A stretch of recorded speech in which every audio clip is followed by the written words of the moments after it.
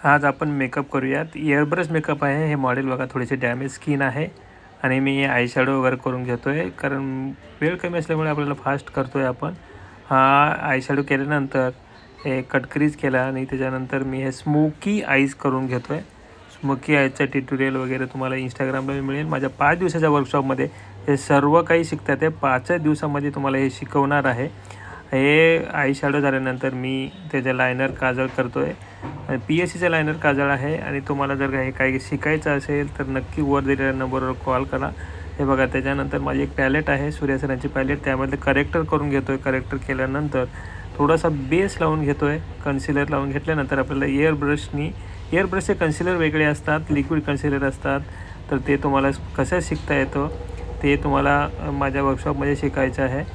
तुम्हाला आवडलं तर नक्की याला शेअर करा, कमेंट्स करा, म्हणजे मी असेच व्हिडिओ बनवत राहील। माझे डिटेल्स व्हिडिओ बरेच काही आहेत, पण ह्याचासुद्धा माझा डिटेल्स व्हिडिओ येईल। तुम्हाला नोज कटिंग करून घेतोय, फार सोपं असतं। एअरब्रशचा मेकअप फार लाँग लास्टिंग असतो म्हणून एअरब्रश म्हणतात, पण काय ना बेस वगैरे तोच करावा लागतो आणि त्याच्यानंतर फक्त फाउंडेशन मारण्यासाठी एअरब्रश असतं। उगीचंच नाव झालेलं आहे एअरब्रश, पण काही नसतं। त्याच्यानंतर सगळं हे मी हातानेच करतोय। ब्लशर वगैरे काय करतो, पुन्हा लिपस्टिक लावून घेतो। बघा ह्याच्यानंतरचा एक एवढा सुंदर असा इफेक्ट येतो।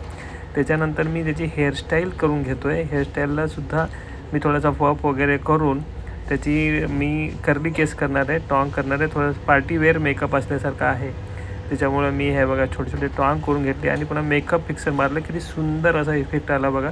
एअरब्रशचा फार वेगळा इफेक्ट येतो।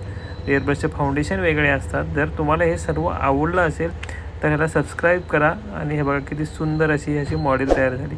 डॅमेज स्किन होती। तुम्हाला आवडलं का तर कमेंट नक्की करा। माझा नंबर वर आहे। माझा इंस्टाग्राम ID पहा, सूर्या नेत्रा मेकओव्हर, तुम्ही नक्की पहा।